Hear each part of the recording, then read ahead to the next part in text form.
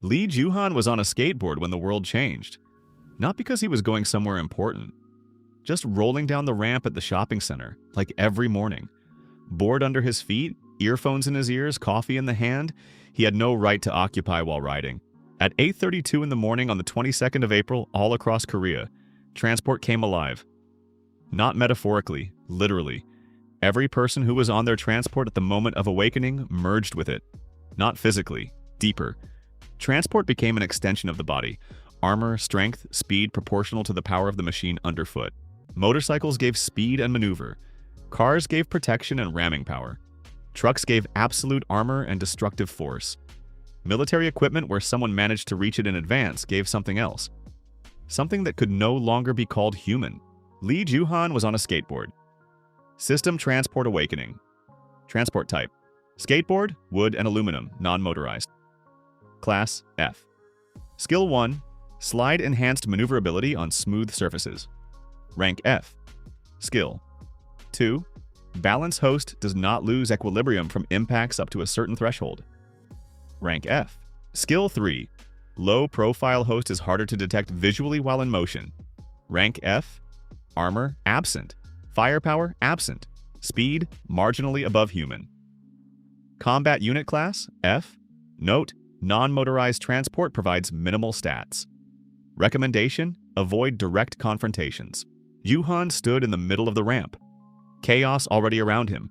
A guy on a motorcycle 100 meters away suddenly bolted, and the motorcycle dissolved into him. Armor of metal and leather right on the body. Speed that made the air whistle. A woman in a car metal plates along her arms, eyes like headlights, voice like an engine. A truck at the intersection, the driver stepped out of the cab, and he was twice as large as a human should be. The asphalt cracked underfoot. Ju-han looked at the skateboard under his feet. A wooden board, aluminum wheels. No, he said. Then again, quieter. No. The next 172 days he called to himself the Chronicle of Humiliation. Not because he was weak, he was faster than most people without transport. The balance skill saved him 15 times. Low profile even more. But in a world where people rode armored mechas and military machines, a skateboard was nothing. Guilds formed by transport class. Motorcyclists stuck together. Motorists built fortresses of metal. Trucks became the military elite.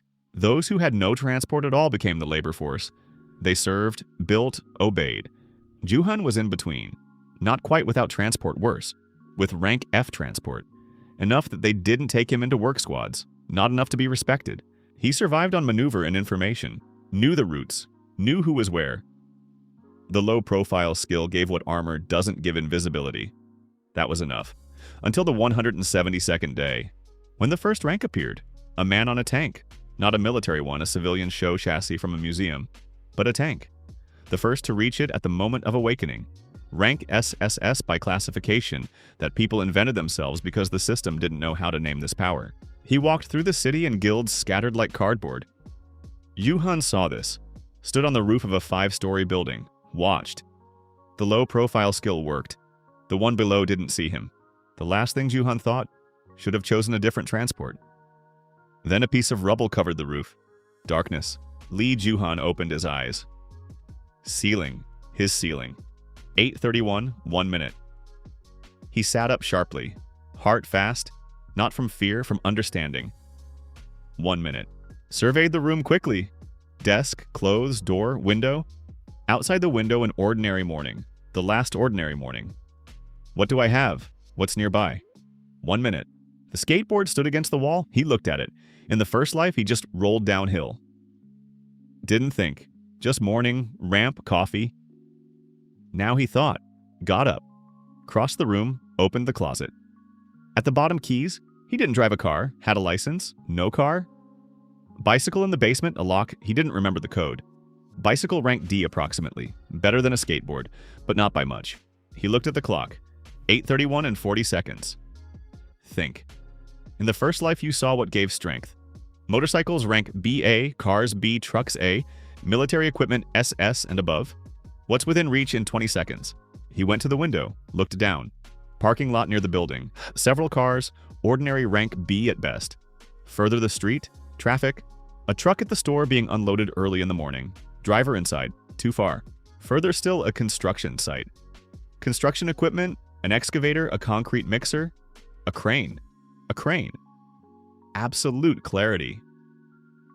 In the first life, I only thought about personal transport. Motorcycle, car. But the system said transport, not personal transport. Transport. A tower crane is transport. Technically, it moves. It has an engine. And it weighs 120 tons. 8:31 and 55 seconds. 5 seconds. Ju-han didn't think further. Opened the window.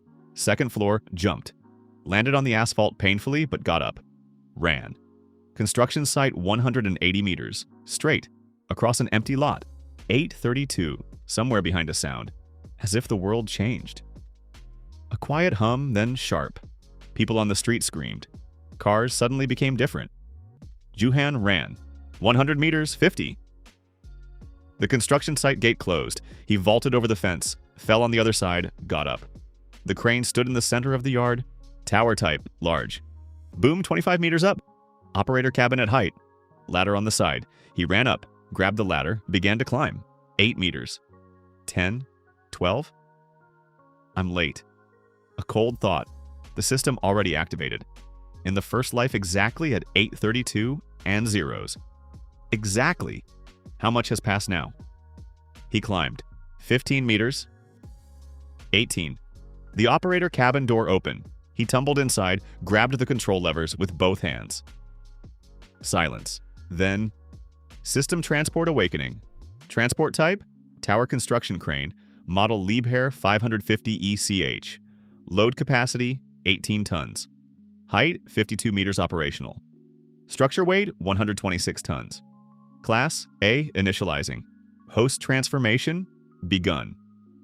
Skill, 1, steel spine. Rank, A, host armor construction. Steel of thickness equivalent to 40 millimeters. Covers torso, shoulders, forearms. Regenerates when damaged at the speed of industrial welding. Skill 2, boom. Rank A. Host can extend the right arm to a length of up to 28 meters with force of 18 tons at the end of the strike. Launch speed 0.3 seconds. Return 0.8 seconds. Skill 3. Height. Rank A. Host sees within a radius of 800 meters with detail precision. At night without loss of quality. Aerial situation is recorded automatically. Skill 4. Counterweight. Rank B+. When receiving a strike, the host automatically redistributes weight. Impact force is partially absorbed. Host does not fly back from strikes below a certain threshold. Hidden skill. Locked. Condition unknown. Combat unit class A. Note: host arrived with a delay of 47 seconds after the moment of awakening. Transformation completed at 91% of the possible maximum. If present in the cabin at the moment of awakening, class would have been A+. Note 2. This class is among the highest in the current region. Recommendation: use with caution. Ju-han sat in the cabin and read this slowly. 91% of the maximum. Arrived 47 seconds late and got A instead of A+. He could be angry about this. He wasn't angry. A, in the first life I had, F, now A, and I know what comes next. Every important day up to the 172nd, every guild, every leader, every battle. We begin. He slowly clenched his fist, felt it. Steel on his hand, heavy, real. Not armor that you put on armor that became him. Looked out of the cabin. 52 meters down, the city. Chaos was beginning. Cars were stopping, people were getting out and looking at themselves, at others. Some were already gleaming with metal. The height skill activated automatically. 800-meter radius, every detail sharp, a motorcyclist a block to the north. Transformation light armor, speed. Rank approximately B. 2 in a car at the intersection. Heavier. Rank B. Truck at the store driver inside at the moment of awakening. Transformation massive. Rank A-. And far away at the edge of the radius, a larger construction site. A port crane. 3 times bigger than his. Someone made it there in time. Ju-han looked at the port crane. Rank S. Maybe more. Need to know who. He began to descend. Ju-han didn't show himself. 7 days quiet. Observed. The height skill worked like a passive radar. 800 meters, everything visible. He changed positions every 2 hours. Tall buildings, towers, any vantage points. He recorded. Not a phone in his head. In the first life, he only had skater memory routes, terrain. Now the same habit, different scale. By the 7th day, he knew. Situation. Day 7. Yongdongpo District, motorcyclists. Red asphalt. Numbers, about 60. Leader, Park Cheol. Rank B+, type sports motorcycle Kawasaki Ninja. Fast, precise. Likes working in a group. Territory, north and east of the district. Tactics, raids, resource seizure, quick withdrawal. Weakness, light armor. One precise hit and it's over. Motorists. Iron shield. Numbers, about 90. Leader, Seo Yunji. Rank A-, type armored SUV. Woman of 30 years, cold, smart.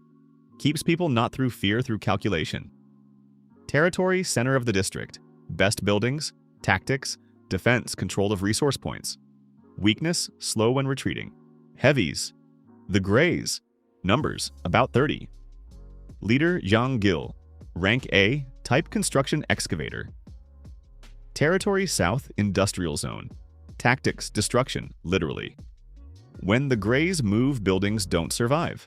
Weakness, slow, very. Port crane loner. Name, unknown. Rank, presumably S or higher. Location, port, 3 kilometers to the west. Status, no one has made contact. No one has tried. Weakness, unknown. People without transport. The pedestrians. Numbers, several hundred. Status, serving 3 guilds. Effectively serfs. Organization, none. Yuhan looked at this map in his head. In the first life, he knew all this but learned it gradually. Some too late, some already after mistakes that cost lives. Now 7 days. The full picture. Iron shield, the most stable structure. Seo Yunji, smart. If integrating, then there, but on his own terms. The Greys, Zhang Gil, a despot. His people hold on out of fear. By the 60th day, internal conflict will begin. Red asphalt park. Keel doesn't think beyond the next raid. Lives in the present. Dangerous but predictable. Port crane, the main variable. Need to know who's there. On the 8th day, Juhan came out. He appeared in the southern quarter in the morning, without haste. Walked down the street. Steel on his shoulders and torso visible. Didn't hide it, but didn't flaunt it either. He was noticed immediately. 2 from Red Asphalt Young, rank B, motorcyclists. Riding through their territory, saw a stranger with rank A stopped. Hey, said one, whose are you? Juhan stopped, looked at them. Nobody's. Nobody's doesn't happen. The motorcyclist dismounted. Armor on him light, gleaming, fast. We have registration here. Loaners pay. How much? Depends on what you have. Juhan looked at him. The height skill automatically logged positions. 2 in front. 1 more around the corner, a 3rd one. He wasn't showing himself, but height could see him. Rank B-, young, nervous. Situation, 3 rank B against 1 rank A. Rendering the situation not a skill, just the habit of thinking fast after 172 days of the first life. If I strike first, I create a reputation as an aggressor. Bad for the long term. If I pay, I create a reputation as weak. Also bad. If I leave, they'll run after me. Rank A running from rank B couldn't be worse. Need to end it fast. No deaths. With a message. Remove the people around the corner, said Juhan evenly. Then we'll talk. The motorcyclist froze. How did you... Once more, said Juhan. Remove the 3rd one. Silence. The motorcyclist turned to his partner. A moment's glance, then shouted around the corner. Min-Su, step back. Pause. Sound of footsteps. Good, said Juhan. Now I don't pay. Not because I'm greedy, because rank A doesn't pay rank B for passage down the street. That's a fact. Pause. But I'll remember that you didn't push. That's also a fact. The motorcyclist looked at him. Are you threatening? No, said Juhan, informing. He moved forward. Step aside. Pause. The motorcyclist stepped aside. Juhan walked between them, not quickening his pace, not looking back. Behind him, silence, then a quiet voice. Who was that? Don't know. Pause. Need to tell Cheol. By evening, all 3 guilds knew about him. Juhan knew this. The height skill periodically logged conversations on the streets, gestures, glances in his direction. Rumors spread fast. A stranger, rank A loner, tower crane. Walked through red asphalt territory without paying. By night, the first contact. A messenger from Iron Shield, A person without transport, one of the pedestrians. Young, frightened, brought a note. Juhan unfolded it. Seo Yunji wants to meet, neutral territory, tomorrow noon. The intersection near the old market, one-on-one. Juhan read it, folded it, put it away. In the first life, Seo Yunji became his only serious ally on the 100th day. Too late for it to change anything. Now the 8th day. Too early? No, just right. The intersection near the old market, noon. Overcast, cold wind. Seo Yunji stood alone. As promised, 30 years old, short haircut. The iron shield armor on her, not aggressive, almost elegant. Metal plates along the arms and shoulders, dark metal, no spikes. Gaze cold and evaluating, eyes of a person accustomed to counting everything. Juhan approached, stood across from her. They looked at each other for a few seconds. Tower crane, said Seo Yunji first. An unusual choice. The only one available within range at the right moment, said Juhan. Perhaps. She looked at him. Or calculation. A tower crane is heavier than any civilian transport in the district. Pause. You waited for the right moment. Not a question, a statement. Juhan didn't respond. She smirked slightly. Good. You don't say unnecessary things. Unji crossed her arms. Why are you here? Not at the intersection in the district. Loners with rank A usually go to major guilds right away.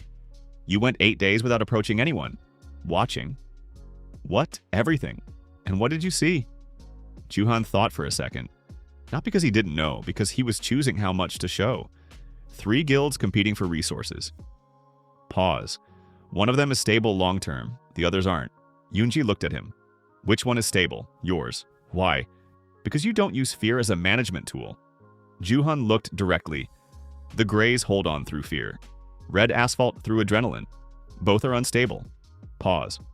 You run on calculation. That works longer. Yunji looked at him for a few seconds. You want to join Iron Shield? No. Pause. No? I want an alliance, said Juhan. Not membership, an alliance. The difference, I'm not under your command. We work together when goals align. That's inconvenient, said Yunji, from a management perspective. I know, but rank A in an alliance is better than rank A against you. Pause. Or with no one, Yunji thought. Long for her about 4 seconds. Conditions, she said. I work separately. I come when direct combat force is needed. In return information. Your intelligence shares with me, mine with you. Do you have intelligence? I will. Not yet. For now, I have height. He looked at her. 800-meter radius, constantly. Pause. That's better than any intelligence you have. Yunji was silent.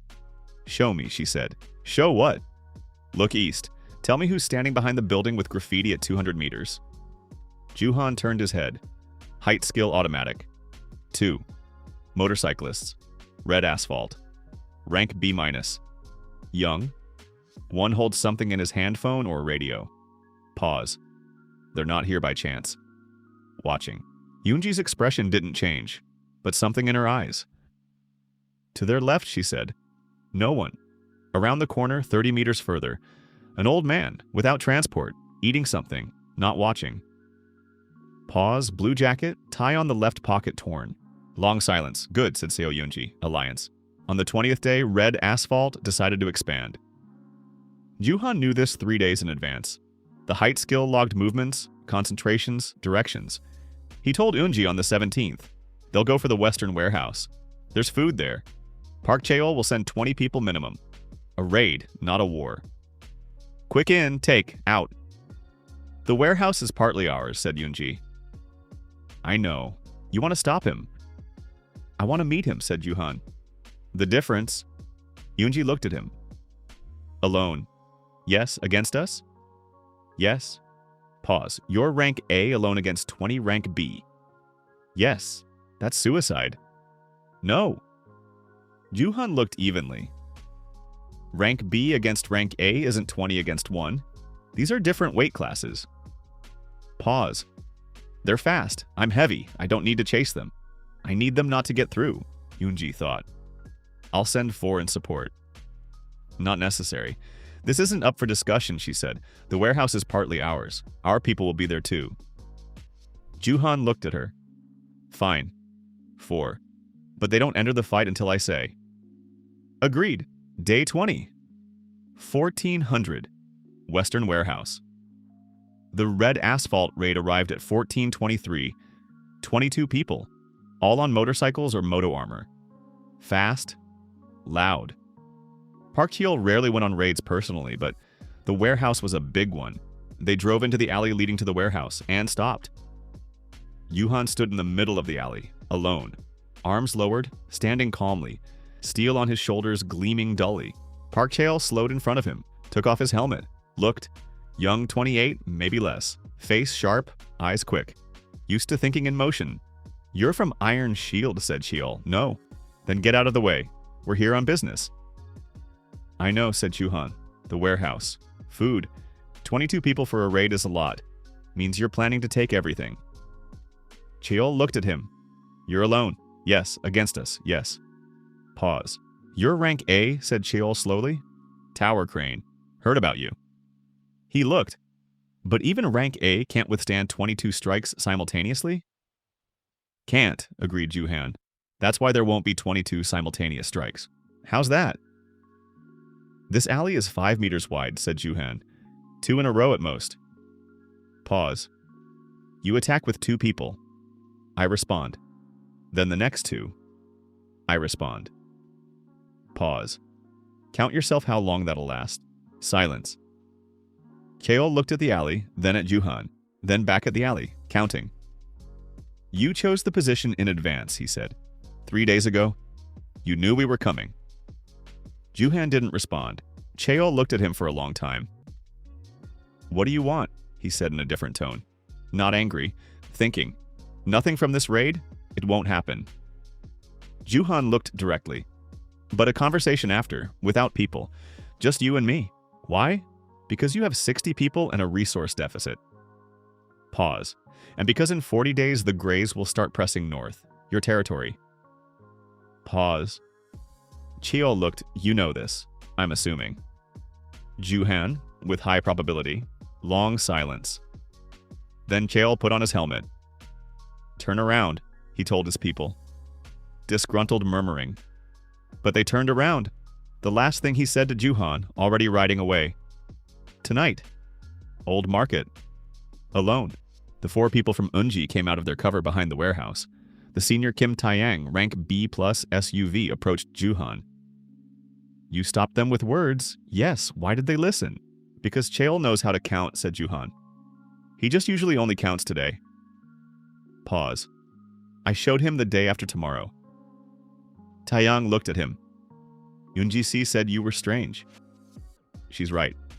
Taeyang paused. Good fight, he said, even without a fight. In the evening, Old Market. 2. Cheol came without weapons. Juhan too, technically. The steel armor wasn't going anywhere, but that didn't count. They sat on crates. Speak, said Cheol. Juhan spoke. Not everything enough. The Greys were growing in strength. Jonggil, leader of the Greys, was thinking about expansion to the north. In the first life this happened on the 60th day. Now it might be sooner. The variables had changed. Cheol listened. Didn't interrupt. Where do you get this information, he asked when Juhan fell silent. Height and observation. 8 days of observation gives you such a picture? If you observe correctly, yes. Cheol looked at him. You don't look like someone who ended up at a construction site at the right moment by chance.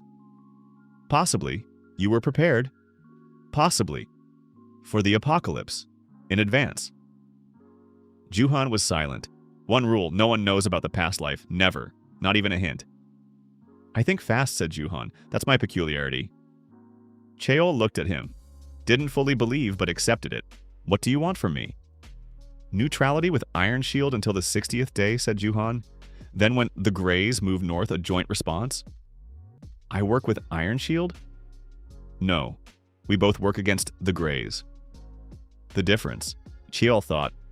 What do I get? Information about the Greys' movements in advance. Pause. And support when they come. Your support? Yes. Rank A alone against the Greys. Against the Greys, there will be more of us. Juhan looked directly. If everything goes right. Cheol was silent for a long time. You're building something, he said at last. Not a guild. Something else. Yes, what? Too early to say. But I'm part of it, if you agree. Cheol looked at him. For a long time. You're the strangest rank A I've seen. Thank you. That's not a compliment. I know. Pause. So you agree. Long silence. Neutrality until the 60th, said Cheol. We'll see what happens after. Fine. Yuhan woke on the 35th day with the understanding that he had made a mistake. The Greys were moving, no longer toward the 60th day, 25 days sooner. The height skill had been logging since the night. Heavy figures in the industrial zone had shifted, direction northwest, toward red asphalt territory. Jeong-gil wasn't waiting. Juhan got up. Quickly. Why sooner? What changed? Analysis? Quickly. In the first life, red asphalt's raid on the 20th day went through. Successfully. They took resources. That gave them the strength to hold on until the 60th. In this life, I stopped the raid. Red asphalt didn't get resources. Weakened sooner. The Greys can see this. That's why they're going now while the others are weaker. I changed the situation and got an earlier war. He was already moving. A message to Cheol through a messenger. 3 words. Today, get ready. I'm coming. To Yunji personally. She lived 2 blocks away, opened the door quickly, looked at him. The Greys, said Juhan. I know. She was already in armor. Had seen the movement an hour ago. Pause. You said the 60th day. I was wrong. She looked at him. You don't usually make mistakes. I changed a variable on the 20th day, said Yuhan. That shifted the timeline. Stopped Cheol's raid. Yes? Unji was silent for a second.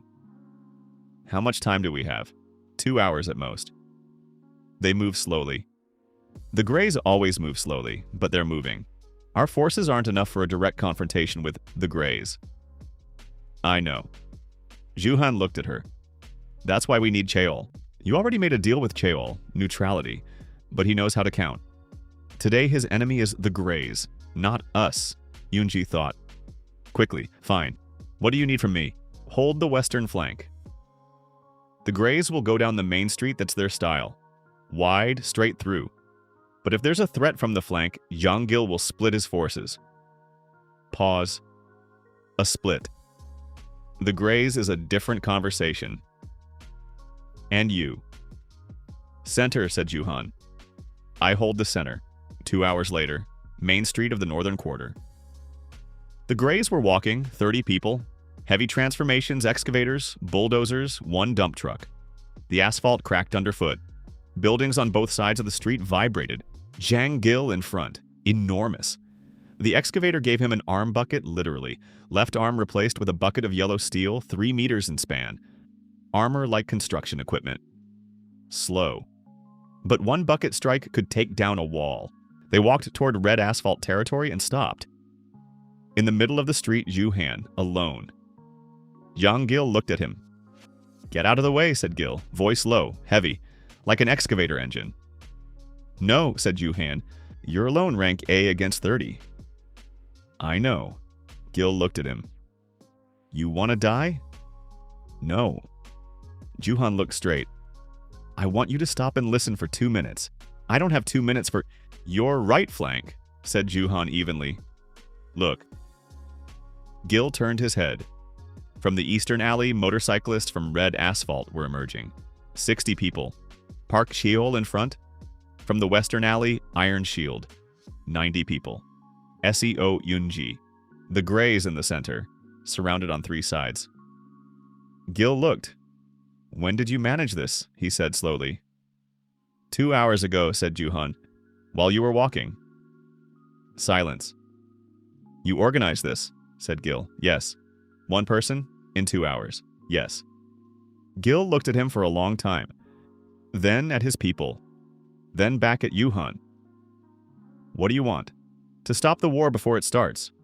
Pause. Everyone needs resources.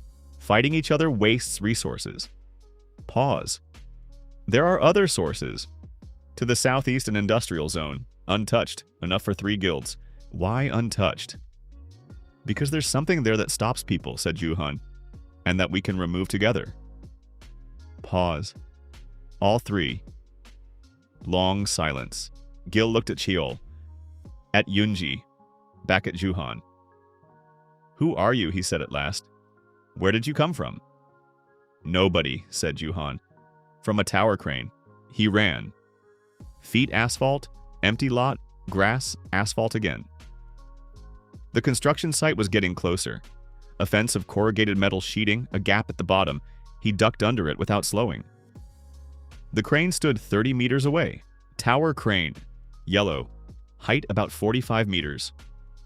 Cabin at the top. Ladder on the outside. Juhan climbed.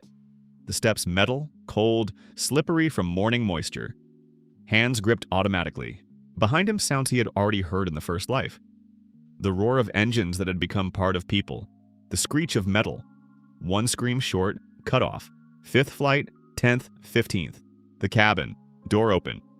Construction workers hadn't arrived yet. He tumbled inside. Control panel, levers, operator's seat, 8:32 and 20 seconds. He sat down. System transport awakening. New host detected. Transport type, tower construction crane. Model Liebherr, 280 ECH. Structure weight, 127 tons. Load capacity, 16 tons. Height, 44.3 meters. Engine, electric, industrial. Status, active. Initializing merger, classification error. System does not recognize this transport as a standard type. Non-motorized? No. Personal transport? No. Military equipment? No. Construction equipment special class tower crane. Creating new class? Class. Siege Master. Armor. Absolute material of the body. Industrial grade structural steel. Firepower. Potential crane hook and boom as impact weapon. Load capacity 16 tons. Speed. Minimal. The transport type is not designed for movement. Range of action. 70 meters horizontally, 44 meters vertically. Skill 1. Siege. Grab host can telekinetically control the crane hook within a radius of 70 meters. Capable of lifting, holding, and throwing objects weighing up to 16 tons.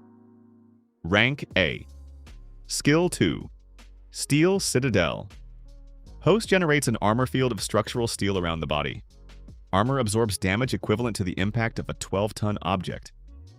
Rank A. Skill 3. Height dominance within direct line of sight. The host receives a complete tactical map of the space. Weak points of opponents are highlighted. Rank B. Skill 4. Weight of the Earth. The host's strike carries the full weight of the crane. Each physical strike is equivalent to 127 tons of pressure. Rank S. Hidden skill discovered. Celestial Axis host becomes a point of attraction. Everything that enters the radius of 70 meters experiences a slight gravitational shift toward the host. Passive. Rank SS. Unlock condition not met. Overall combat unit rank. S. System note. This transport is a unique case. Recorded as the first and only merger with a tower crane among all hosts of the apocalypse. No analogs exist. Yuhan sat in the cabin. The merger went differently than he expected. Not a flash, not pain. The world simply became different. He felt the crane as his own body, every bolt, every meter of boom. The hook at the end of the cable like a finger. He moved it mentally and the hook swayed. Rank S. In the first life, the best fighters he had seen were Rank A. The person on the tank SS. There were 2 or 3 of them in the entire country. Hidden skill. SS. Not unlocked. He didn't know the conditions, but he knew there was no time to figure it out now. Got up. Stepped out of the cabin onto the platform, a narrow metal platform in the open air at a height of 44 meters. Looked down at the city. The city was changing right before his eyes. Roads, traffic jams. People were getting out of cars changed. A motorcyclist at the intersection flared with metal leather armor, chrome plates, a helmet grown into the head. Turned, saw a pedestrian, struck without thinking. The pedestrian fell. Juhan watched coldly. This is the beginning. In the first life, the first 2 hours were the bloodiest. The strong killed the weak simply because they could. Then the survivors began to group. Then territories appeared. I have an advantage that no one else had. I know what will happen. Below, about 50 meters away, 2 on motorcycles were chasing a pedestrian along the construction fence, herding him into a corner, laughing already with inhuman mechanical engine sounds. Ju-han looked at the crane hook, aimed. The hook went smoothly without a sound of warning, struck the asphalt between the motorcyclist and the pedestrian, tore out a piece of road. The motorcyclist flew back. The pedestrian fell, got up, ran. Ju-han watched him go, then looked at the motorcyclists who were already getting up. Rank B approximately. Fast, maneuverable, angry. One looked up, found him with his gaze. "Hey you," voice sound of an engine. "What did you do?" Ju-han didn't respond. The motorcyclist jumped high, unnaturally high, along the construction wall as if horizontally. Was climbing toward him. Ju-han waited. When he reached the middle of the ladder, aimed the hook, not at him, at a section of fence nearby. Lifted it, 200 kilograms of metal, threw it. The motorcyclist jumped to the side. His reflexes were good, but landed in the wrong place. Foot in a hole on the empty lot. The second motorcyclist looked at his companion, then at the crane, then turned and drove away. Right decision, Ju-han thought. By noon, he had seen a lot from a height of 44 meters. A truck to the northwest, the driver stepped out enormous, crushed 3 cars just walking past. Rank A minimum. A bus on the eastern street, people inside. The driver merged with the bus, the other passengers didn't. They were trapped. The driver wouldn't let them out. In the first life, such bus cages became standard practice. The strong take the weak prisoner, use them as a resource, as a shield, as servants. Ju-han noted the point on his mental map. By 4 in the afternoon, 3 people came to the construction site. One on a bicycle rank D, skinny, frightened.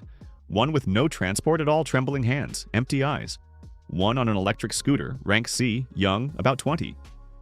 They stood at the fence and looked at the crane. The person without transport shouted, "Hey, is anyone there?" Ju-han looked at them from above for a long time, then lowered the hook, carefully, set it at the feet of the 3. They understood. Grabbed on. He lifted them to the platform. The cyclist was named Kim Chano, 28 years old, former courier, trembling but holding on. The person without transport was named Park Sonu, 43 years old, accountant, not trembling, looked with the empty gaze of a person who had already accepted being the weakest in this world. The scooter rider was named Jeon Hee-jun, 21 years old, looked at Ju-han with hungry curiosity. "You're on a crane?" asked Hee-jun. "Does it actually work?" Ju-han didn't respond right away. Took from his pocket a crumpled pack of food, taken from the site trailer. Held it out to them. "Eat." "Show your class," Hee-jun persisted. "What rank?" "Eat," Ju-han repeated. Kim Chano took the food. Park Sonu didn't take it right away. Hee-jun took it, chewing, not taking his eyes off. "You alone?" asked Chano. "For now, yes. Why did you lift us up?" Ju-han looked at the city. The sun was heading toward sunset. The first day was coming to an end. "Because tomorrow the sorting will begin," he said evenly. "The strong will start taking territories. The weak will be driven into reservations or killed. I need people who can think, not just fight. And me?" Park Sonu asked quietly. "I have no transport. At all." Ju-han looked at him. "Can you count?" "I'm an accountant."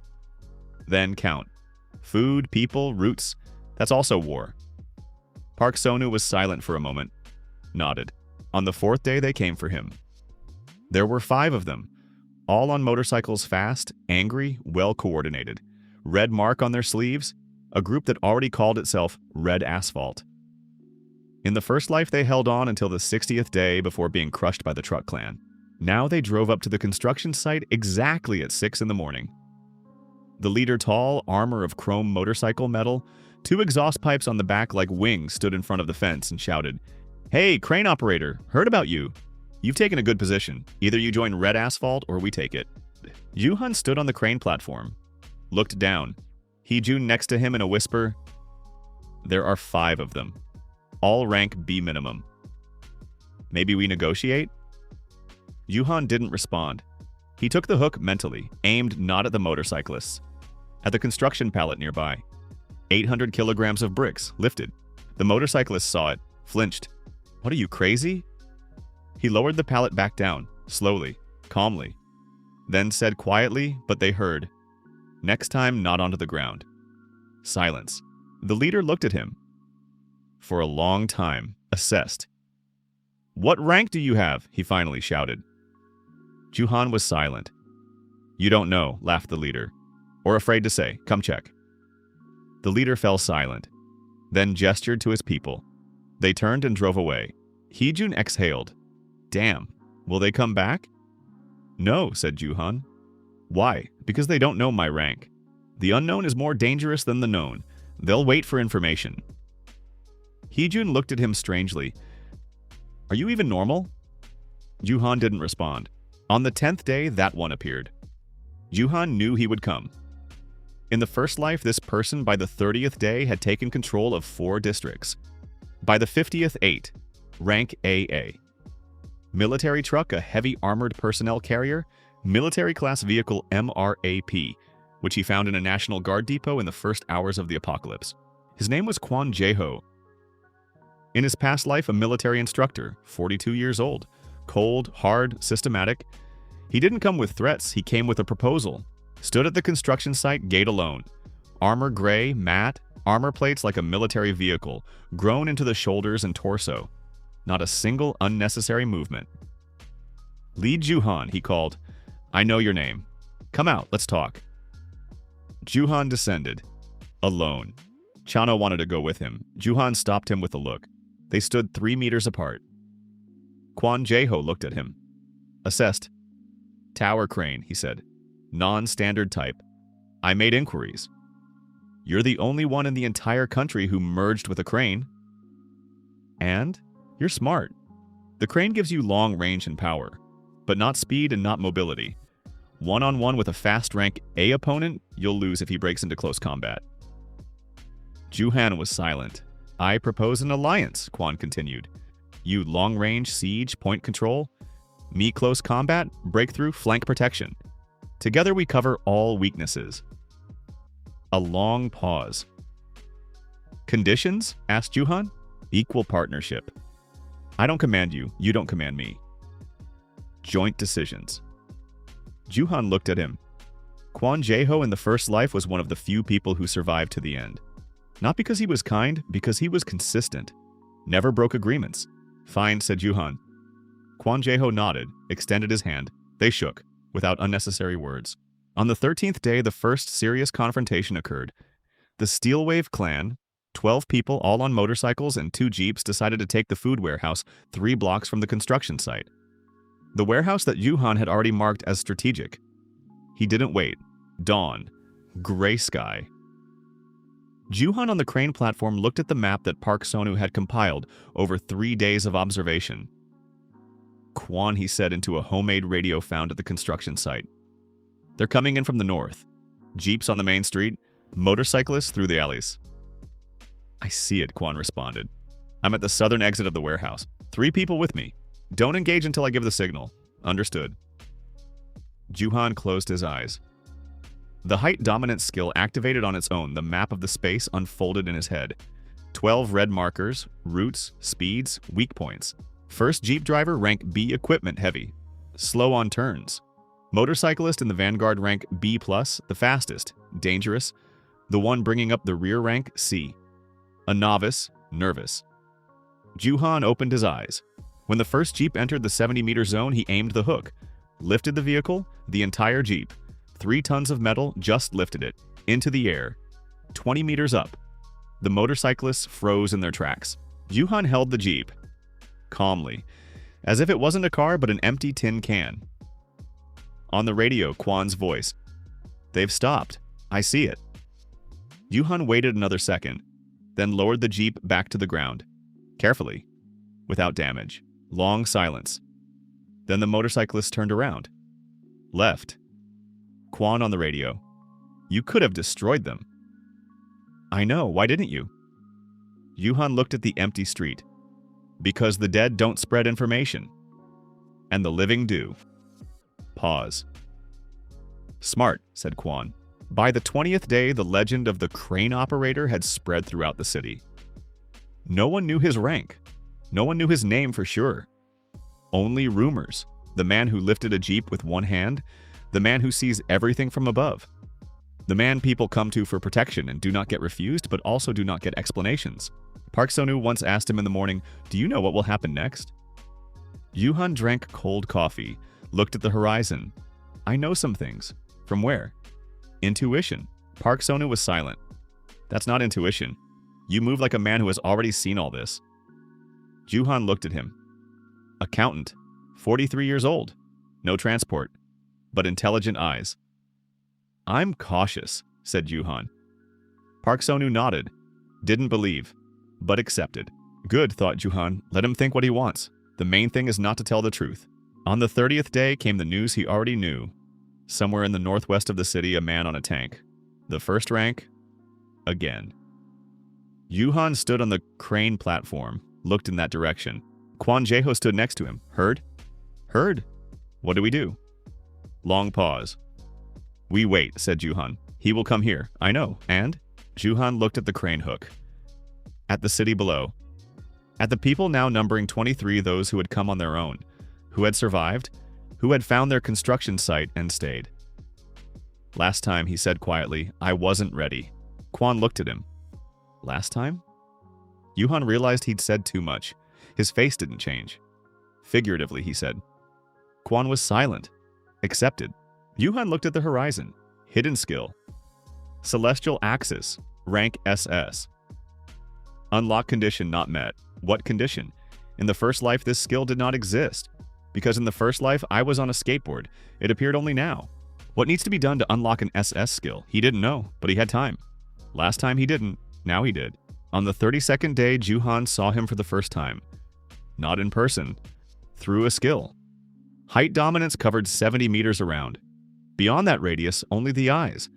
But the smoke columns in the northwest were visible without any skills. 3 black columns, then 4, then an entire horizon of gray. Park Seo-nu approached with a map, a sheet of A4, pencil marks, neat accountant handwriting. "That's the Forged," he said quietly. The truck clan from the northern district. 18 people, ranks from B to A. They held 3 warehouses in the intersection at the bridge. "Held," Yoo-han repeated. "Not a question, a statement." Park Seo-nu nodded. "They don't hold it anymore." Yoo-han looked at the smoke. He knew that the Forged in the first life had lasted until the 48th day. 18 days after today.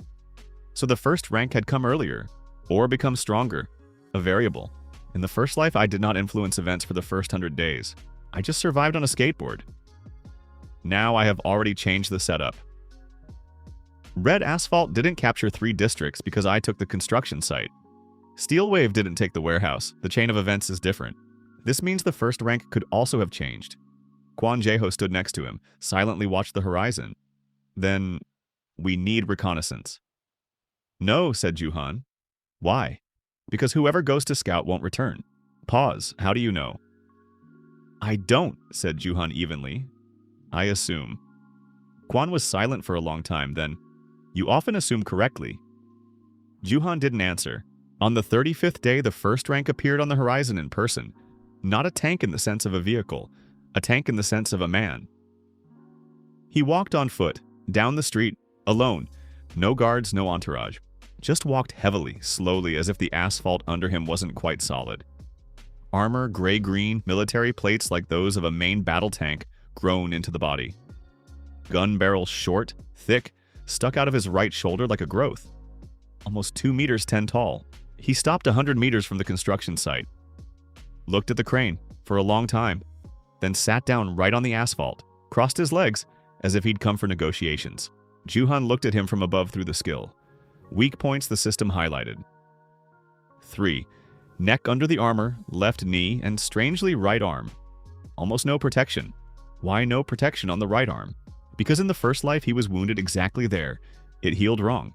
Even armor didn't fully cover it. I know this. He doesn't know that I know. The man below shouted, voice like a cannon shot, low, resonating in the ribs. "Crane operator, come down. We need to talk."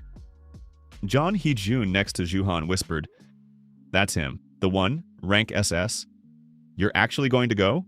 Yoo-han looked down at the man, then at his own hands, then nodded. He went down alone. Without weapons, his only weapons were skill-based, no items. Stopped 15 meters from the man. The man did not get up to meet him. Sat with legs crossed, elbows on his knees. looked up at him, eyes dark, calm. Not angry, tired. Lee Ju-han, said the man. 23 years old, merged with a tower crane. The only one in the whole country by the data I've gathered. Rank unknown. Ju-han was silent. My name is Han Ilsu, the man continued. Former major of armored forces, merged with a T-80 tank in the first minute. Rank SS. Pause. I didn't come to kill. I know, said Ju-han. Han Ilsu raised an eyebrow. First living emotion on his face. You know, if you'd come to kill, you wouldn't be sitting. You'd be standing. Long silence. Then something like respect in the man's eyes. Smart. Han Ilsu stood up. Slowly, heavily, each movement like an armored vehicle shifting. I need a point in the north. High, with a view. Your crane is the best point in this district. I know, you won't give it to me. No. Then alliance or war? Ju-han looked at him, then said, What do you offer for an alliance? Han Ilsu was silent. I hold the southern sector, 12 blocks, 8 supply points. If you're with me, no one in this city will touch you, guarantee in my name. And what do you get? Long-range cover from above. And information. You know things. More than you should. I saw how you move. You don't react to threats, you prevent them, before they become threats. Ju-han's face didn't change. Intuition. No, said Han Ilsu simply. Not intuition. But I won't ask. I don't need to know the source. I need the result. Long pause. Ju-han thought. In the first life, Han Ilsu died on the 62nd day. Attacked by 15 motorcyclists rank A+ simultaneously. They found a way to get at the right arm. He did not expect anyone to know about the vulnerability. In this life, I can change that, but should I? Han Ilsu in the first life was harsh, but fair. Never broke agreements, didn't kill the weak without need.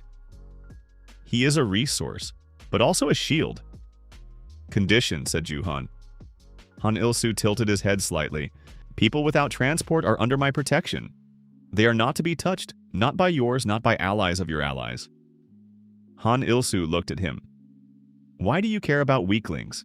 Because weaklings can count, build, heal, and cook. Pause. Strength kills. Brains survive. Silence. Han Ilsu slowly nodded. Accepted. On the 41st day, the system reminded him of itself. Night. Ju-han sat alone on the crane platform. Quiet below, Park Sonu slept. Quan Jo was on watch at the southern gate. Hee-jun was fixing the radio.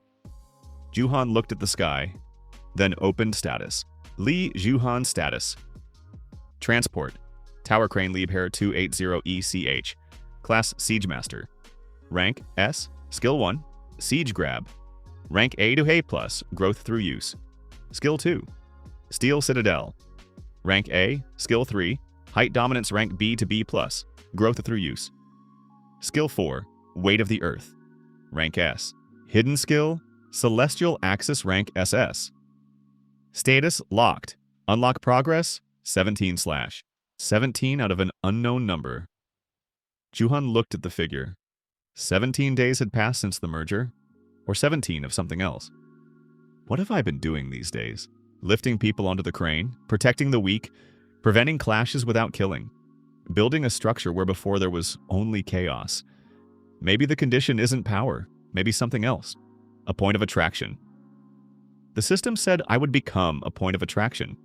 Everything entering the radius experiences a shift toward me. Literally or metaphorically? He looked down. 28 people at the construction site now. Almost all had come on their own. No one had left. Maybe unlocking isn't about battle, it's about mass. The number of people who gravitate to the point, or the number of threats I diverted without using force. Don't know. He closed status, looked at the horizon. Somewhere out there, the 55th day. In the first life, that was the day he first understood he'd lost. When he realized the skateboard was forever. When he sat on the edge of a roof and just looked at a city that was no longer his. Now it's the 41st. 14 days to that point. This time I won't sit on the edge of a roof. This time I'll be standing on it. On the 47th day, something happened that Ju-han had not foreseen. Not because he didn't know, because in the first life, it hadn't happened. Variable. Again. At 5 in the morning, Hee-jun raced into the construction site on his scooter, without a helmet, pale. The bridge. The North Bridge. There's a slaughter there. Yuhan was already on his feet. He rarely slept more than 4 hours. Who against whom? Red asphalt against some new ones. They weren't there before. Motorcycles, but different military, heavy, and with them, people without transport. A lot. They're being driven onto the bridge as a living shield. Cold calculation in his head. Red asphalt. Rank B on average. The new motorcyclist military, so A and above. People without transport, expendable material in their hands. The bridge a strategic point. The only crossing over the river in this district. Whoever holds the bridge holds north and south. In the first life, red asphalt took the bridge and held it until the 58th day. Because no one intervened. If I don't intervene, history will repeat. Hundreds of people without transport will die or become slaves. If I intervene, I spend strength. Reveal my position. Show my capabilities. 7 seconds. Quan, said Juhan. With me. Heejun, you stay. Park Sonu hold the construction site. Park Sonu looked at him. You're going there? Yes, the bridge is 3 kilometers away. Your crane is here. I know. Park Sonu was silent. Then quietly. You don't fight like a man with a crane. You fight like someone who knows in advance where to strike. Juhan looked at him. Count the routes, he said. And left. He saw the bridge from afar. The height-dominant skill didn't work here, no height. But his eyes worked. The bridge 4-lane, concrete, about 150 meters long. Chaos on it. From the north, 7 heavy military motorcycles. Armor dark, matte, anti-glare. Riders in full combat gear, ranks from A to A+. In front of them, a living chain. 50, maybe 60 people without transport. Tied? No, just driven. Standing because behind them, the drop to the water. Ahead, the motorcyclists driving them like a herd. From the south, red asphalt. 12 people on chrome bikes, waiting. See the living shield, don't attack. Stalemate. Quan Jo stopped beside him. Assessed it in about 3 seconds. Difficult. Without long range, it won't work. I have long range. Quan looked at him. You're 3 kilometers from the crane. I know. Juhan closed his eyes for 2 seconds. The siege grab skill telekinetic control of the hook within a radius of 70 meters. 70-meter radius from the host. I'm the host. I'm here. But what if he tried? Reached out mentally to the crane. 3 kilometers. Like reaching a hand through a wall. Nothing. Too far. As I thought. But the steel citadel skill. Armor of structural steel. It's generated around my body. Here. Now. Then close combat. Quan looked at him. You're going to fight A ranks in close combat without the crane. Yes, your rank? Quan was silent a second, then briefly, laid. Juhan stepped onto the bridge first, slowly, arms at his sides, no show. The heavy motorcyclists from the north saw him. One of them, the leader, helmet with a red visor, moved forward. Stopped 20 meters away. Who are you? A passerby, said Juhan. A passerby on a blocked bridge at 5 in the morning. Insomnia. Tension. The motorcyclist assessed him. No armor, simple clothes, no weapons or visible gear. Leave. This isn't your business. These people, Juhan nodded at the living shield, are my business. The leader laughed. Metallic sound like a valve under pressure. Weaklings are your business? Seriously? Seriously? The leader stopped laughing. Last time leave. No. Silence for half a second. Then the leader lunged forward. A plus speed, you don't see the movement, only the result. A blow to the chest strong enough to punch through a wall. Juhan did not dodge. Steel Citadel activated a fraction of a second before contact. Armor grew not visible from outside, felt only on impact. As if a man in ordinary clothes suddenly became iron inside. The leader's fist slammed into Juhan. The leader flew back 5 meters. Juhan didn't move. Silence on the bridge. People without transport watched. Red asphalt watched. 6 motorcyclists looked at their leader, who was slowly getting up, shaking his hand. What? The leader looked at his hand. What was that? Juhan didn't answer. Weight of the earth. Every physical strike carries 127 tons of pressure? He stepped forward. Then another step. The leader jumped again, different angle, different speed, kicked to the head. Juhan caught the leg, held it with one hand, held like a vice. The leader thrashed nothing. The siege grab skill in this range worked differently, not the hook, but the same telekinetic force through touch. Grip like a crane's grip. "Let go," the leader hissed. "Let go or I'll—" "Listen," said Juhan quietly. Just for him. "I know where your base is. I know how many you are. I know what you eat and where you sleep. You can fight me and lose, or you can take your people and leave. Right now, I won't pursue." The leader looked at him. Fear in his eyes. First time in 47 days of the apocalypse, fear in an A+ rank, before a man with no visible weapon. "Who are you?" "Nobody," said Juhan. "For now." He lowered the leg, stepped back. The leader looked at him for a few more seconds, then made a gesture to his people. 7 motorcycles turned, rode off north, silently.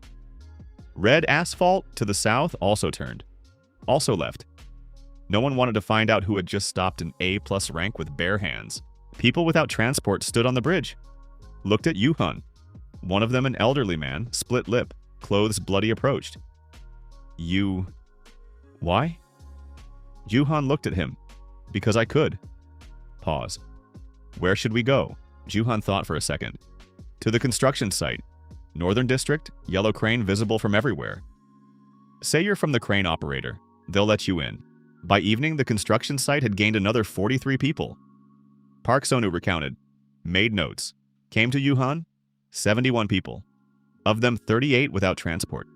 Food for 9 days, water for 4. We need a solution. "The warehouse to the east," said Juhan. 3 blocks. No one took it in the first?" He stopped. Park Sonu looked at him. "In the first what?" Quietly. Long silence. "I checked the map earlier," said Juhan evenly. "Logically, a warehouse must be there. Industrial zone, hard to reach via the main street. Most likely they skipped it." Park Sonu looked at him for a very long time. "Fine," he said at last. "I'll check the route." Juhan watched his back. Another slip. 3rd in 47 days. Park Sonu is a smart man. No transport, no power, but smart.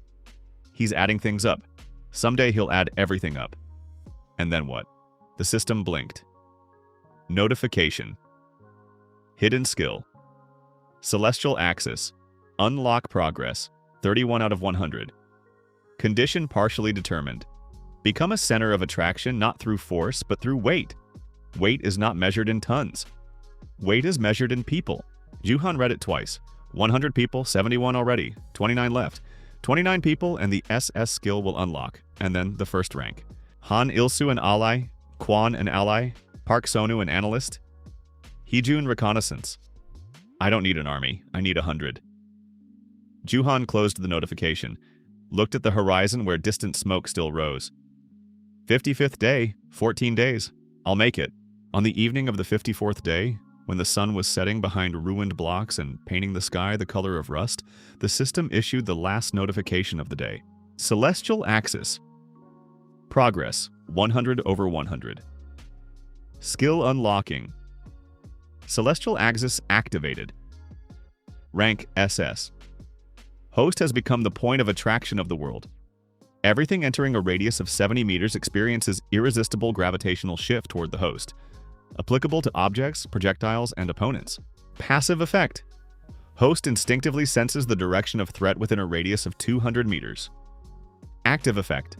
For 3 seconds, gravity around the host inverts. Everything in a radius of 70 meters is pulled toward him with a force of 127 tons. System note. This skill is recorded in no other host. Absolutely unique. Juhan sat on the crane platform, read the notification, then closed it. Didn't celebrate, didn't smile, just looked at the horizon. Somewhere out there in the northwest sector, Han Ilsu in his armor. An ally with a vulnerability he himself doesn't see. Somewhere out there, a clan that in the first life didn't yet exist. A variable he didn't foresee. Somewhere out there tomorrow. The 55th day. The day when in the first life he first realized he'd lost. In this one, the first day when he was truly ready. Juhan stood up, looked at the city. The city looked back at him. On the 58th day, the sky over the city changed. Not metaphorically, literally. At 9:14 in the morning, Juhan stood on the crane, looking south when something appeared over the horizon. First a dot, then a silhouette, then a sound. Low, mechanical, unlike anything he'd heard in the first life. The system reacted immediately. System emergency notification. Object of class Mecha detected. Classification: combat exoskeleton transformant. Assault type: length 14 meters, mass approximately 68 tons. Pilot rank unknown. Source: merger of a human with a military construction machine walking excavator Liebherr R 9800 modified. System note: host transport of class. Tower crane is compatible with Mecha mode when Celestial Axis SS skill is activated. Mode available. Juhan reread twice. Mecha mode. I didn't know about this. In the first life, there were no mechas. Not one. On the 68th day, one appeared merger with a military bulldozer. Clumsy, slow, killed in 8 minutes. I watched from a roof. This one is different. Excavator R 9800. Mining. 800 tons operating weight in the real world. In merger, the principle is the same. The pilot carries that mass within.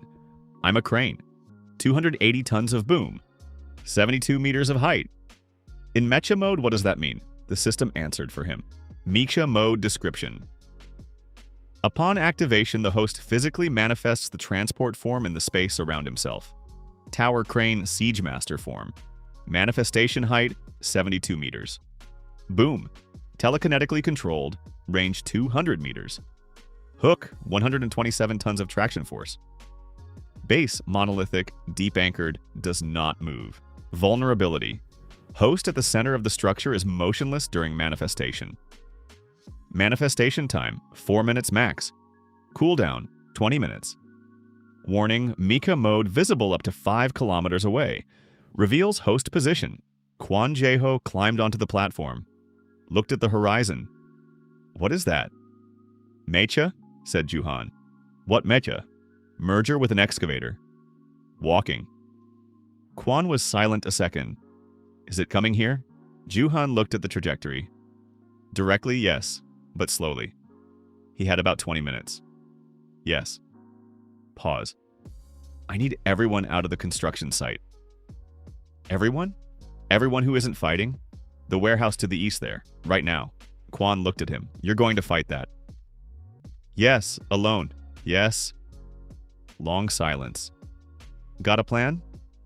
Juhan looked at the crane under his feet. At the giant boom, at the hook hanging 30 meters above the ground. I do.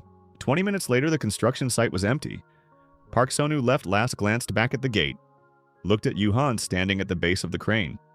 Wanted to say something. Didn't. Left. The Mecha entered visual range 10 minutes after that. 14 meters. Former excavator, now a bipedal machine. Legs hydraulic, reworked from the undercarriage. Body the cab, widened, armor plates welded outside. Right arm bucket grab, remade into a claw. Left a hydraulic hammer, face a solid steel mask, viewing slit in the middle. It walked slowly. Each step a blow to the asphalt, cracks radiating outward. Stopped 100 meters away. Looked at the crane. Voice amplified like through a megaphone. Crane operator. I need this territory. Leave voluntarily and you live. Juhan stood at the base. Looked up at the Mecha, answered calmly, no, pause. You understand I can take down this crane in a minute. Try. The Mecha moved forward, now. Juhan closed his eyes for a second. Celestial Axis. Mecha mode. Activation. The system gave no warning. It just happened. The ground under Juhan's feet vibrated, then hummed.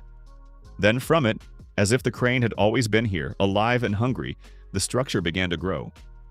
Steel beams sliced through asphalt. The base sank in concrete, crunched. The boom shot upwards 72 meters above the ground, blocking the sky. Juhan was no longer standing at the crane's base.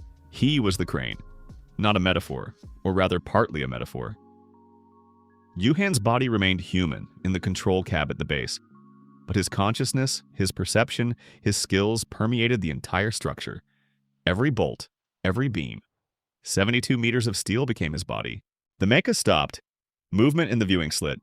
The pilot had seen what happened, was assessing. Voice quieter now. What is that? Juhan did not answer with words. The boom moved. 72 meters with a 127-ton hook on the end, not slow. Crane physics a lever. Tip speed of the boom as it swung. nearly 40 kilometers per hour. Hook mass like a truck. The mecha raised its claw and blocked. Impact. Sound like trains colliding. The mecha slid back 3 meters, stayed upright. Good reaction. Experienced pilot. Through the height dominance skill, Juhan felt the entire fight from above. The mecha bent, raised the hydraulic hammer, swing downward into the crane base. Logical. Take out the support, the crane falls. Juhan activated weight of the earth. Crane base monolith. 127 tons of pressure downward through every pile. The hammer struck the base. The ground shuddered. Asphalt cracked for 10 meters around. The crane did not move. The mecha itself flew back from recoil. Hydraulics in the left arm damaged. Movements became jerky. First hit. But the mecha had an advantage Juhan knew. Mobility. The crane stands, the mecha moves. The pilot understood it too. Began circling to the side, tried to get behind the boom into a dead zone. There is no dead zone. Crane boom is rotating 360 degrees. Juhan turned it. The hook swept horizontally at a height of 5 meters. The mecha ducked. The hook sheared off the antenna on the body. Then Juhan did what the pilot didn't expect. He released the hook. Not physically, telekinetically cut the tether. The hook flew free on inertia. 127 tons of pressure turned into a projectile at once. Hit the mecha's left shoulder. The claw crushed. The arm lost function. The mecha dropped to one knee. Pause. Silence. Then the pilot did something inside. The system blinked. Warning, opponent has activated secondary transformation mode. This I didn't know. The mecha began to change. Legs folded, body widened. Hydraulic cylinders rearranged. The machine didn't get taller. It got wider. Lower, more stable. As if the excavator remembered its purpose not to walk, but to crush. 2 additional manipulators emerged from the body, short, powerful. 4 points of support instead of 2. The pilot's voice angrier? You fight well, crane operator, but you stand still, and I move. True. The mecha crawled forward low, faster than it was walking. 4 manipulators on the ground, straight toward the crane base. If it reaches the base, it's over. At point-blank range, the hook can't reach. The boom doesn't lower that far. Juhan calculated 3 options in a second. First, activate Celestial Axis passively to pull the mecha toward him. Then it will get stuck in a gravity well but be point-blank. Second, lower the boom as far as possible. It won't reach the ground, but will reach the upper body of the mecha. Third, the system. Celestial Axis active mode available, gravity inversion, radius 70 meters. Duration, 3 seconds. Everything in radius up. Third, Juhan waited. The mecha entered the radius, 20 meters from the base, now. Celestial Axis inversion, 3 seconds. The mecha weighed 68 tons. Gravity inverted, 68 tons up. The sound was impossible, not metallic screech, something deeper. As if the air itself had been torn in half. The mecha didn't rise smoothly, gracefully it was flung upward like a tin can. 10 meters, 15. 3 seconds elapsed. Gravity returned, 68 tons down. The mecha fell 20 meters from the construction site. Asphalt collapsed, dust column to the sky. Silence. Juhan waited. 30 seconds, a minute. Movement in the dust, slow. 1 manipulator rose, fell back, then a hatch in the body opened. The pilot stepped out on foot. A man, about 40. Builder's coveralls scorched, face battered, blood from a cut over the brow. Walked with a limp, stopped. Looked at the crane, then sat right down on the asphalt. Juhan let the mecha mode dissolve. 4 minutes ended, the crane became just a crane again. The ground stopped humming. He descended, went to the pilot. The man looked up at him. No anger in his eyes. Weariness. You just lifted me into the air, said the pilot. Yes, 68 tons, approximately. Pause. Why do you need this construction site? Juhan looked at him. And you? The man was silent. I was looking for a place for people, high, fortified. I have 42 people without transport, 12 of them children. Silence. What's your name? Said Juhan. Choe Min-sok, former structural engineer. Juhan looked at him for a long time. Is your Mecha alive? Min-sok winced. Damaged. Left arm doesn't work. Transformation module half broken. I need parts and 3 days of work. Can you fix it yourself? If there are tools and materials, yes. Juhan looked at the construction site. At the tool storage in the right corner. at the rebar and sheet metal reserves that Park Sonu had meticulously cataloged on the 28th day. "The site is large," said Yuhan. "There's enough room." Minsok looked at him, didn't understand. "You're suggesting, bring your people, pause, and fix your mecha. We'll need it." 3 days later, there were 2 Meccas at the construction site. Precisely one fully operational and one being repaired. Cho Minsok worked in a pit he had dug himself at the southern wall, knee-deep in oil, welding mask on his face, cursing quietly and methodically. Sometimes he asked for rebar, sometimes for sheet metal. Park Sonu dispensed with the precision of a pharmacist and recorded everything in a notebook. On the 4th day, Minsok climbed out of the pit, wiped his hands with a rag, looked at Juhan. Done. The transformation module? Restored.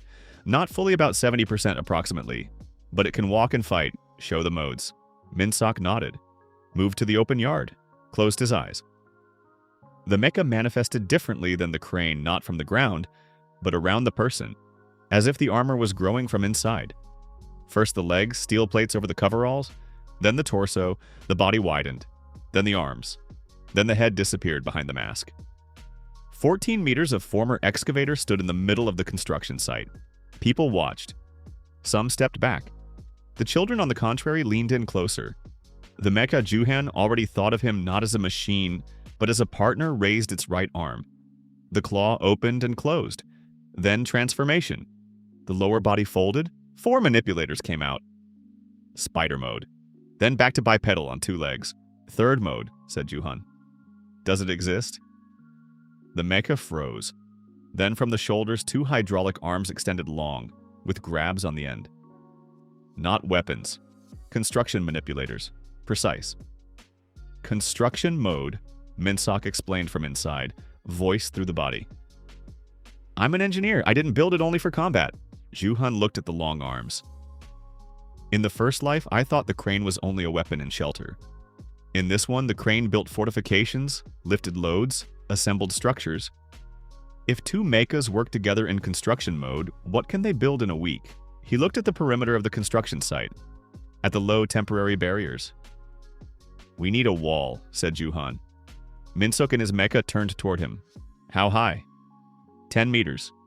Concrete and rebar. Enough materials? Park Sonu, called Juhan. Park Sonu was already approaching with his notebook. 700 linear meters of rebar, he said without preamble. Concrete, by calculation, enough for a perimeter of 80 by 120 meters. Height 10 meters will require economizing. Pour in 3 stages. How long? Park Sonu looked at the mecha. Calculated in his head. With 2 mechas in construction mode and 10 workers, 8 days. We have 6. Park Sonu raised an eyebrow, then nodded. 6 if we work without stopping. We work without stopping. They built for 6 days. Juhan worked alongside everyone, not just commanded, with his hands. Lifted, fastened, mixed. At night, he looked into the darkness from the platform and thought, the 71st day. In the first life, on the 71st day, I was hiding in a shopping center, eating canned food, only thinking about not dying. Now I'm building a wall. The system gave no notifications those 6 days. Was silent, as if watching. On the 6th day in the evening, when the last concrete block fell into place, the system came to life. Notification. Celestial axis. Additional effect unlocked. Structural attraction. Host can link his gravitational field to any constructed structure within a radius of 500 meters. The skill's effects extend to the linked structure. In simple terms, the wall you built is part of you. Juhan read it, then placed his hand on the concrete of the wall. Felt it. Yes, this is mine. On the 78th day, Han Ilsu came in person. Not as an ally, as a warning. Stood at the new gates, concrete, 2-leaf, 3 tons each, and looked at the wall. For a long time, then knocked. With one fist.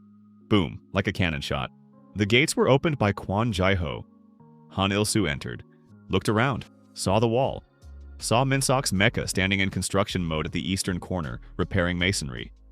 Saw 114 people in the organized camp. Found Juhan with his eyes. You built this in 6 days. In 8, Juhan corrected. Some before that. With 2 mechas. Yes? Han Ilsu looked at him. The first rank knows about you, he said quietly. I came to say that in person. He saw what happened to Minsok's mecha. The information got through. He wants a meeting. Cold in the stomach, not fear recognition. Here it is. When? Tomorrow. Neutral territory, the square by the city hall. He'll come alone. Asks the same from you. Long silence. You know who he is, said Ju-han. Not a question. Han Ilsu was silent. I know. Merger with an aircraft carrier? Not the whole thing with a deck catapult. Rank SSS. His name is Seo Yu Jong. 31 years old. Former air traffic controller? Air traffic controller. A man accustomed to managing objects from a distance. Who thinks in air corridors and distances. Who never panics. In the first life, I never met him. In the first life, he didn't exist, or he did, but under a different name, different configuration. Variable. Will you go? Asked Han Ilsu. Ju-han looked at the wall, at the Mecha, at the 114 people. Yes, he said. The square by the city hall empty, broken fountain in the center. Name plaques of the city torn off. Someone had drawn a system symbol on the steps, a rhombus with a number inside. Ju-han came at noon. Seo Yu Jong was already there. Short, lean, round glasses, metal frames, dressed simply shirt, trousers, as if heading to work, nothing in his hands. Looked like the most ordinary person you could imagine. Ju-han approached to 10 meters. Stopped. Seo Yu Jong looked at him. Absolute calm in his eyes. Lee Ju-han, he said. 23 years old. Tower crane. Mecha mode unlocked. SS skill confirmed. Pause. Rank S, but effective combat capability closer to SS. Seo Yu Jong, Ju-han replied. 31 years old. Aircraft carrier catapult. Rank SSS. Silence. Seo Yu Jong smiled slightly. You know my rank. I know. Source? Logic, said Ju-han evenly. Seo Yu Jong looked at him, then slowly nodded. People told me you were smart. I thought they were exaggerating. Pause. They weren't exaggerating. He sat on the edge of the fountain, like Han Ilsu back then without display. I didn't come to fight. I know, said Ju-han. Then why are you so tense? Because behind you there are 500 people beyond the perimeter. I feel them. Seo Yu Jong took off his glasses, wiped them, put them back on. Celestial axis, he said quietly. Passive effect. 200-meter radius sense of threat. That can't be hidden. Ju-han's expression didn't change. 500 people, continued Seo Yu Jong. Yes, they're there. But they won't attack without my order, and I won't give the order because I need to talk to you, not fight. About what? About the fact Seo Yu Jong looked at him directly. That in 22 days, something will happen that will change this city forever. And I need a person who knows this. Pause. You know, he added quietly, I can see it from the way you move, from the decisions, from the fact that you built the wall exactly now, exactly at that height, from the fact that you recalled your ally Han Ilsu from the southern sector 3 days before an attack that hadn't happened yet. Ju-han stood still. Didn't move. He knows. Not everything. But he knows that I know. The question is, how does he know that I know? Seo Yu Jong looked at him calmly. I don't know your source, he said, and I won't ask. But I also have information you don't have. Because I was an air traffic controller. I know how to read the air. Pause. In 22 days, what comes from the north will not be people. Ju-han froze. Not people in what sense? Literally, said Seo Yu Jong. Mergers of non-human type. The system grants transport not only to people. Something merged with military equipment autonomously, without a pilot. A different kind of cold. This didn't happen in the first life. This is beyond my knowledge. Are you sure? Asked Ju-han. 80%. Silence. Ju-han looked at Seo Yu Jong. Seo Yu Jong looked at Ju-han. Then Ju-han slowly approached, sat next to him on the other edge of the fountain. Tell me everything you know, he said. Seo Yu Jong nodded. Then you too. Long pause. Agreed, said Ju-han. They talked for 2 hours. 500 people beyond the perimeter waited. Han Ilsu waited at the construction site gate. Quan Jo waited with binoculars on the crane. When Ju-han and Seo Yu Jong stood both simultaneously, Quan Jo lowered the binoculars. Next to him, Heejun was looking in the same direction. Did they shake hands? Heejun asked quietly. Yes, said Quan. Is that good or bad? Quan looked at the horizon. Depends on what's coming from the north. System notification. Day 78. Status Alliance. Han Ilsu, SS, active. New Alliance. Seo Yu Jong, SSS, in the process of forming. Celestial Axis. Additional effect progress 44 out of 100. Next unlock, unknown. Note: in 22 days, an event outside the host's database. Recommendation: does not exist. Host is operating in uncharted territory. Yuhan closed the notification. Looked north. Uncharted territory. Good. That means finally for real. On the 81st day, 3 came. Not people. The system gave a notification at 4:47 in the morning. Yuhan was sleeping on a cot at the base of the crane and woke from the vibration of his phone. Read it. System emergency notification. Objects of class Alpha Mecha detected. Quantity 3. Classification: combat exoskeleton transformants. Siege type. Pilot rank, rank S confirmed. Sources of mergers: Object 1, Tower Slewing Crane. Liebherr 1000 ECH 120 meters. Mass 290 tons. Object 2, Self-propelled drilling platform, ground type. Mass 410 tons. Object 3, Portal Crane double boom, span 90 meters. Mass 580 tons. Warning: total combat mass of opponents 1,280 tons. Celestial Axis skill inversion mode applicable to objects of mass up to 200 tons. Objects 2 and 3 not available for inversion. Yuhan lay in the dark, looked at the ceiling. 3. Rank S siege type. In the first life on the 81st day, I was dead. He got up, stepped outside.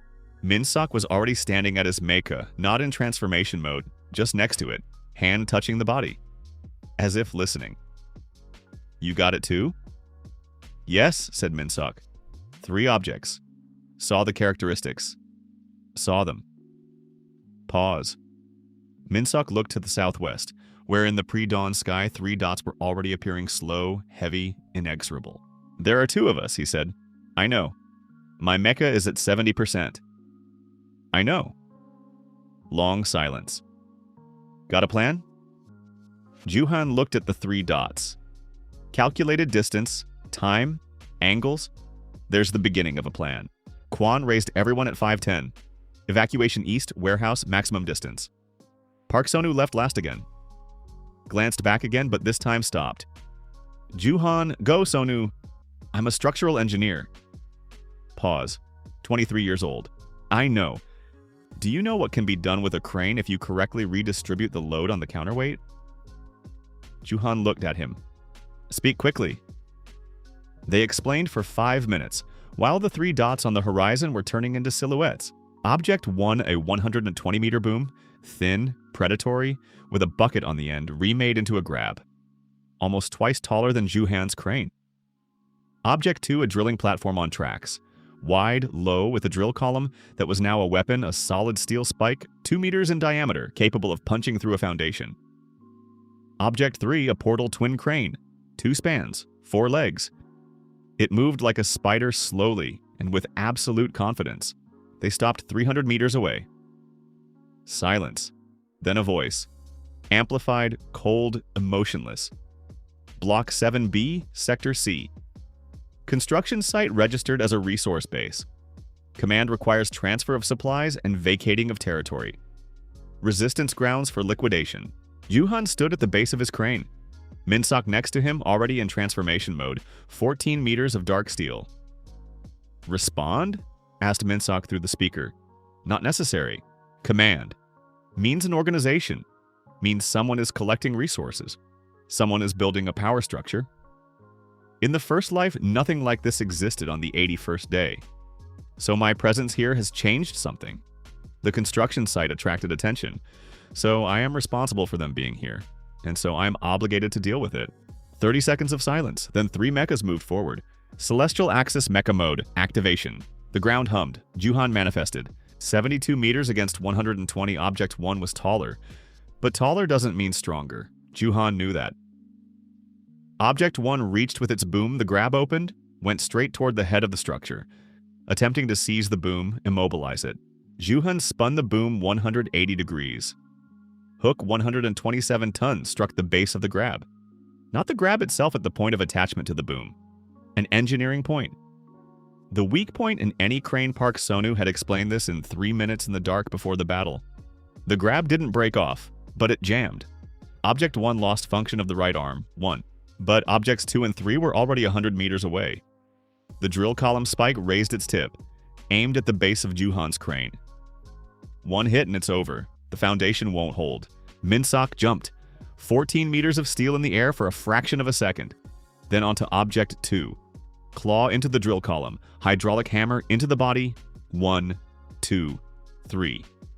Object 2 couldn't turn fast enough, too heavy. The track platform screeched.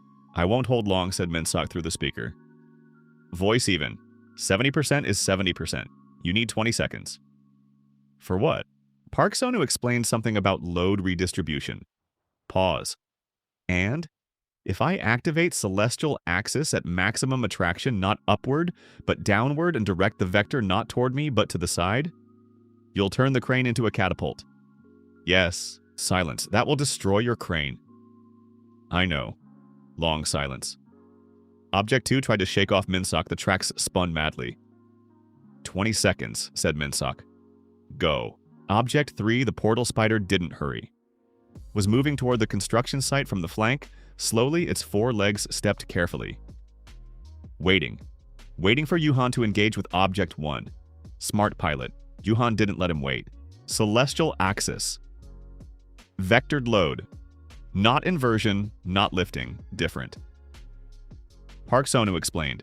The crane counterweight weighs 40 tons. If you create a gravitational vector not upward but horizontally through the boom, the hook accelerates like a sling. Not 40 kilometers per hour, faster. The system gave a warning. Structural integrity critical.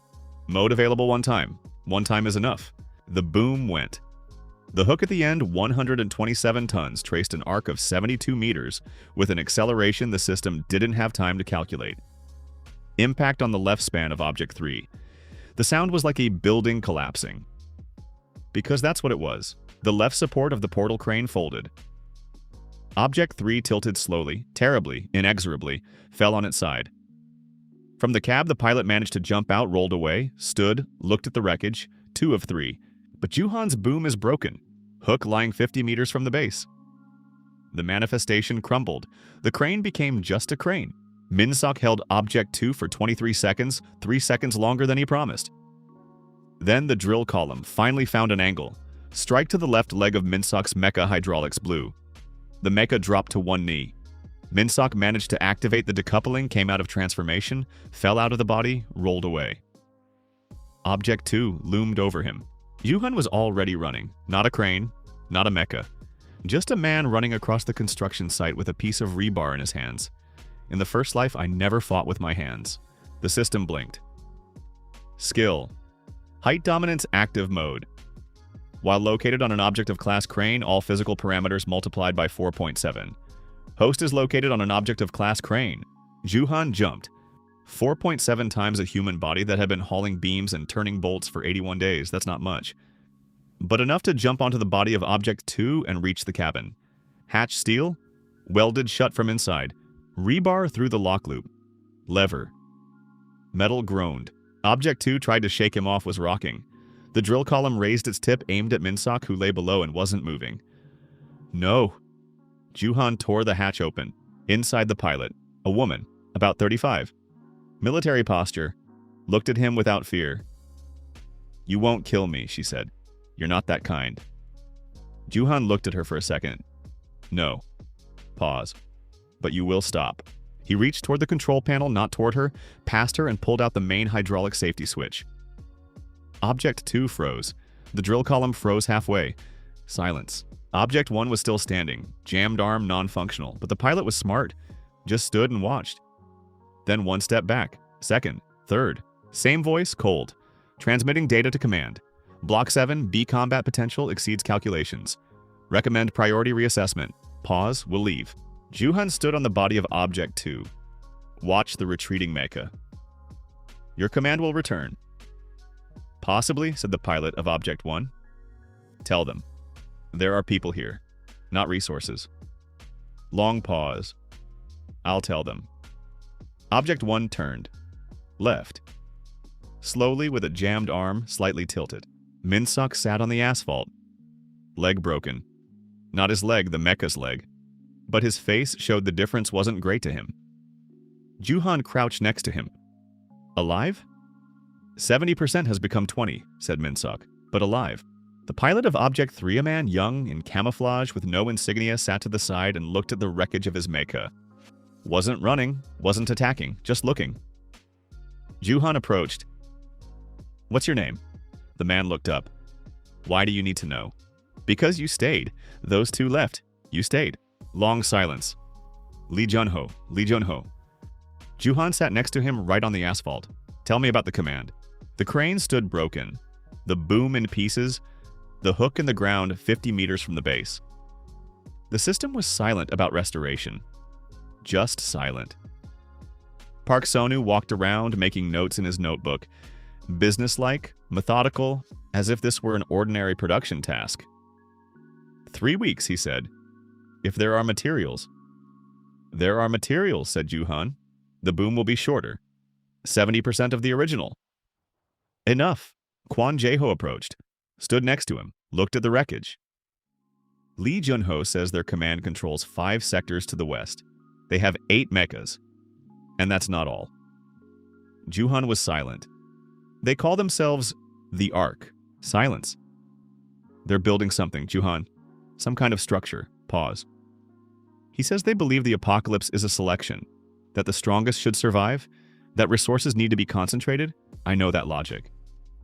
And Ju-han looked at the broken crane, at the wreckage of the enemy Mecha, at his people who were already beginning to clear the rubble methodically, without panic, because in 81 days they had learned to work even after what seemed like the end.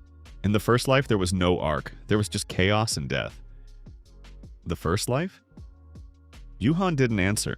I changed something. The construction site a beacon. People were drawn to it. The Ark noticed, so I created a threat that didn't exist, so I'm responsible for it. The system quietly blinked. Notification. New object detected at a distance of 12 kilometers. Classification, Command Center, Mobile, Mass Unknown. Around the object, 6 units of class Mecha. Pilot ranks. A to S object is moving toward Block 7B. Estimated arrival time, 4 days. System note, Celestial Axis skill on cooldown. Crane damaged, Mecha of Chue Min-suk damaged 80%. Ju-han closed the notification. 4 days. He looked at Min-suk, who was already poking at his Meia's hydraulics with a wrench, at Quan, who was gathering people for a meeting, at Park Sonu, who was writing something in his notebook figures, calculations, material requirements, at Lee Junho, who was sitting by the wall of others and looking at them, not leaving. One more person who chose to stay. Ju-han stood up. Sonu, he said. 3 weeks is too long. What's needed to put the boom up at least 50% in 4 days? Park Sonu looked at him, then at the crane, then back at him. Work around the clock. Agreed. And we need steel-grade ST3 at least 8 tons.